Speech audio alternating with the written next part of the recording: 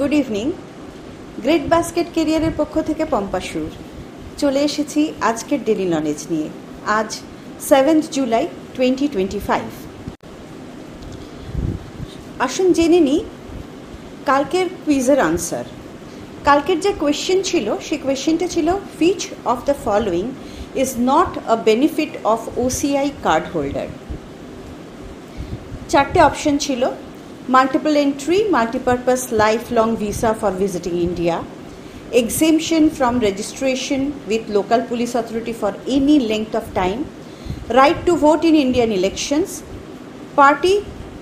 parity with NRI in respect of economic, financial and educational fields. উত্তরটা আমরা যদি দেখি তাহলে উত্তরটা হবে answer C, right to vote in Indian elections. আসুন আমরা একটু দেখে নিই যে ওসিআই কী জিনিস। ওসিআই হচ্ছে ওভারসিজ সিটিজেন অফ ইন্ডিয়া। এর জন্য কিছু ক্রাইটেরিয়া করা হয়েছে। কি ক্রাইটেরিয়া? কারা হবে ওসিআই? না, 26শে জানুয়ারি 1950 সালে আমাদের যখন কনস্টিটিউশনকে প্রজাতন্ত্র দিবসে কনস্টিটিউশনকে অ্যাডপ্ট করা হলো, তখন যারা সিটিজেন ছিল বা তখন যারা সিটিজেনশিপের জন্য এলিজিবল ছিল তারা যদি ফরেন সিটিজেন হয় তাহলে ওসিআই কার্ড পেতে পারবে। অথবা 2 নম্বর কন্ডিশন কি না, 1947 সালে যে পার্টগুলো ইন্ডিয়ার পার্ট হলো তার সিটিজেন যদি হয় তাহলেও কিন্তু তারা ওসিআই কার্ড পেতে পারবে। এবং এই যারা এই দুটো ক্যাটাগরিতে পড়ছে তাদের মাইনর চাইল্ড অথবা গ্র্যান্ড চাইল্ড অথবা গ্রেট গ্র্যান্ড চাইল্ড মানে নাতি পুতি সবাই পাবে। অথবা করা কি হবে না, যারা ফরেন অরিজিনের মানে যারা আমাদের ইন্ডিয়ান অরিজিনের ফরেন ওয়াইফ তারা পাবে। এখানে একটু আমার টাইপিং মিস্টেক আছে, সেই টাইপিং মিস্টেকটা আমি বলে কারেক্ট করে দিচ্ছি যে spouse of Indian origin or OCI, এটা ফরেন অরিজিন হয়ে গেছে লেখা। তার মানে যদি ওসিআই কার্ড হোল্ডার বা ইন্ডিয়ান সিটিজেনদের ফরেন ওয়াইফ হয় তারাও কিন্তু ওসিআই কার্ড পেতে পারবে। কারা ইনএলিজিবল? ইনএলিজিবল কারা? কেউই নয় প্রায়, যদি না আদারওয়াইজ স্পেসিফাই করা থাকে। তারা কী কী বেনিফিট পাবে না, মাল্টিপল এন্ট্রি ভিসা পাবে, কোনো ফরেনার্স রেজিস্ট্রেশন অফিসে তাদের রেজিস্ট্রেশন নিতে হবে না, এনআরআইরা যে ফিনান্সিয়াল, এডুকেশনাল বা ইকোনমিক ফিল্ডে যে ফ্রিডম এনজয় করে সেগুলো পাবে। তারা কিন্তু এখানে এমপ্লয়মেন্ট ভিসা ছাড়াই এমপ্লয়মেন্টও পেতে পারবে। ইন্টার কান্ট্রি অ্যাডপশন হবে, ডোমেস্টিক এয়ারফেয়ারে আমরা যে ফেয়ার পে করি ওরাও সেই ফেয়ারই পে করবে, ফরেনারদের জন্য যে ফেয়ার সেটা পে করতে হবে না। এবং যে কোনো মনুমেন্ট বা পার্কে ফরেনারদের জন্য যে এন্ট্রি ফি হয় সেটা অনেক বেশি হয়। ওসিআই কার্ড হোল্ডারদের ক্ষেত্রে সেই ফিটাও কিন্তু বেশি হবে না। ওরা কিন্তু প্রফেশনও এখানে নিতে পারবে। হ্যাঁ, যেমন অ্যাডভোকেট হতে পারবে, নার্স হতে পারবে, ডেন্টিস্ট হতে পারবে, আর্কিটেক্ট হতে পারবে, চার্টার্ড অ্যাকাউন্টেন্ট হতে পারবে। কিছু কোয়ালিফাইং এক্সাম দিতে হবে অবশ্যই। কি হবে না সেটা হচ্ছে কোনো ভোটিং রাইট হবে না। তাহলে আমাদের প্রশ্নের উত্তর এখানে পাওয়া গেল, right to vote in Indian elections is prohibited. কোনো গভর্নমেন্ট জব হবে না, ভোটে লড়তেও পারবে না, আর এগ্রিকালচারাল প্রপার্টিজ পাবে না। তাহলে ওসিআই সম্পর্কে আমরা আজকে একটুখানি জেনে নিলাম। চলে যাই এর পরের স্লাইডে। এবার গত শনিবার আর রবিবার ব্রিক্স সামিট হলো। ব্রিক্স সামিট কোথায় হলো? রিও ডি জেনেরিও অফ ব্রাজিলে হলো 6 and 7 জুলাই। এবারে ব্রিক্স কান্ট্রি কারা? ব্রিক্সের ফুল ফর্মটাতেই বলা আছে ব্রিক্স কান্ট্রি কারা: Brazil, Russia, India, China and south Africa. কেন তৈরি হয়েছিল না, একজন ইকোনমিস্ট, তার নাম জিম ওনেল, তিনি 2001 সালে গ্লোবাল ইকোনমিক বিল্ড আপ করার জন্য এই যে কান্ট্রিগুলোকে নিয়ে একটা কনসোর্টিয়াম করেছিল, তাকে আমরা বলি ব্রিক্স। এবার এখানে কিন্তু অন্য কান্ট্রিকেও আমরা পরে এখানে মেম্বার কান্ট্রি করা হয়েছে। আদার মেম্বার্স কারা না, Saudi Arabia, Egypt, UAE, United Arab Emirates, Indonesia, Ethiopia আর ইরান। এবার ব্রিক্সের প্রত্যেক বছর একটা সামিট হয়, mainly economic, financial, global economy এসব নিয়েই কথাবার্তা হয়। তা সেইটার এইবারের যে সামিটটা হলো রিও ডি জেনেরিওতে হলো, 2026-এ কিন্তু ইন্ডিয়া হবে ব্রিক্স চেয়ারম্যান। আর COP33, কপের যে এনভায়রনমেন্টাল ইস্যু নিয়ে যে একটা বডি হয়েছে, সেই COP 2028-এ COP কিন্তু আমাদের ইন্ডিয়াতে হবে। তাহলে এখান থেকে অনেকগুলো প্রশ্ন পেয়ে গেলাম। আমাদের যে কামিং কম্পিটিটিভ এক্সামগুলো আসছে তাতে এই ধরনের কোয়েশ্চেন আসবে। আপনারা সবাই জানেন এসএসসি সিজিএল এর টায়ার 1-এর পরীক্ষা হবে এই আগস্ট মাসে। তাহলে অগাস্টেই আমরা পেয়ে যাব, অগাস্টে যে পরীক্ষাটা হবে তার মধ্যেই কারেন্ট অ্যাফেয়ার্সগুলো কাজে লাগবে বলেই আশা করি। চলে যাই পরের স্লাইডে। আজকে আমরা আলোচনা করব ভীম ইউপিআই নিয়ে। রিসেন্টলি কারেন্ট অ্যাফেয়ার্সে আমি বলেছিলাম যে ত্রিনিদাদ তোবাগোতে ভীম ইউপিআই আইডি চালু হলো। এই যে ভীম, এই কথাটার পুরো ফুল ফর্মটা কি?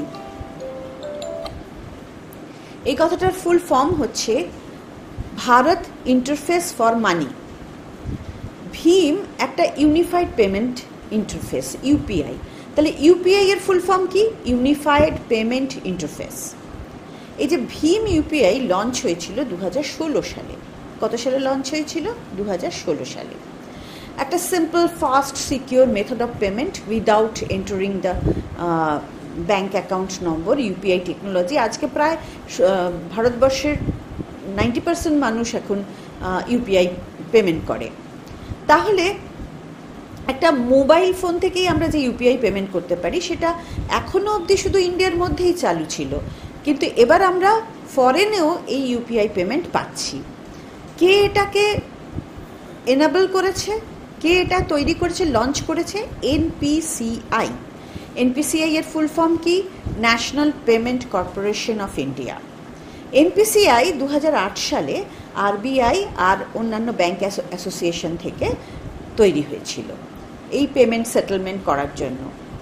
এই এনপিসিআই ইন্টারন্যাশনাল পেমেন্টস লিমিটেড তৈরি হয়েছে, যারা কিন্তু এখন ইন্টারন্যাশনাল পেমেন্টগুলোকেও এই ইউপিআই এর আন্ডারে চলে আসছে। এখনো অবধি 7টা কান্ট্রি এর মধ্যে আছে: ভুটান, মরিশাস, নেপাল, সিঙ্গাপুর, শ্রীলঙ্কা আর ফ্রান্স।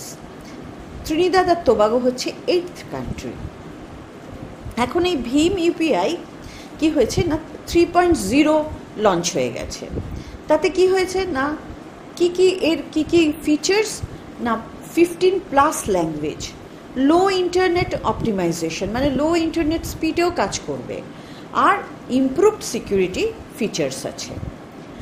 এই যে একটা ভীম ইউপিআই দিয়ে যদি আমরা পেমেন্ট করি, তাতে কিন্তু আমাদের একটা স্পেন্ডিং প্যাটার্ন, আমাদের কিভাবে আমরা এক্সপেন্সটাকে স্প্লিট করে নিতে পারি, বারবার ব্যাংকে যেতে হয় না, অনেক সুবিধা হয়েছে। তাহলে এই যে এই অ্যাপ পেমেন্ট সিস্টেমটা, এইটা আমাদের এখন একটা বিশাল ফিনান্সিয়াল রিফর্ম। তাহলে এই ভীম UPI, this is one of the most encouraged and most popular financial reform in India. এবার আমরা আসি কিছু জিকে ক্যাপসুলে। আমরা দেখে নেব যে কিছু মানুষের কিছু কিছু উপাধি থাকে, সেই উপাধিগুলো কি কি। যেমন বাদশাহ খান, কাকে বলা হয়? খান আব্দুল গফর খানকে। Beacon of light of Asia, Subhash Chandra বোসকে। Deenabandhu CF Andrews. দেশবন্ধু চিত্তরঞ্জন দাস। দীনবন্ধু আর দেশবন্ধুর মধ্যে কিন্তু গুলিয়ে যায় খুব। ফ্রন্টিয়ার গান্ধী খান আব্দুল গফর খান। তাহলে খান আব্দুল গফর খানের আমরা দুটো উপাধি পেলাম, বাদশাহ খান এবং frontier Gandhi. Grand old man of India দাদাভাই নওরোজি। ইন্ডিয়ান বিসমার্ক কাকে বলা হয়? সর্দার বল্লভভাই প্যাটেল। ইন্ডিয়ান আইনস্টাইন কাকে বলা হয়? নাগার্জুনকে। ইন্ডিয়ান নেপোলিয়ন কাকে বলা হয়? সমুদ্রগুপ্তকে। আর প্যারট অফ ইন্ডিয়া কাকে বলা হয়? আমির খসরুকে। আমির খসরু কে ছিলেন? আকবরের সভাকবি ছিলেন। সমুদ্রগুপ্ত কে ছিলেন? না, তিনি, তার রাজত্ব সবচেয়ে বড় ছিল ইন্ডিয়াতে, তাই জন্য তাকে ইন্ডিয়ান নেপোলিয়ন বলা হয়। কেন বলা হচ্ছে সেটা যদি আমরা বুঝে যাই তাহলে এটা মনে রাখা খুব সোজা। এবার চলে যাই আমাদের আজকের কুইজে। আজকের কুইজ হিস্ট্রি থেকে। এটা আমাদের বেঙ্গলের যে কোনো পরীক্ষার জন্য খুব ইম্পর্ট্যান্ট এই কুইজটা।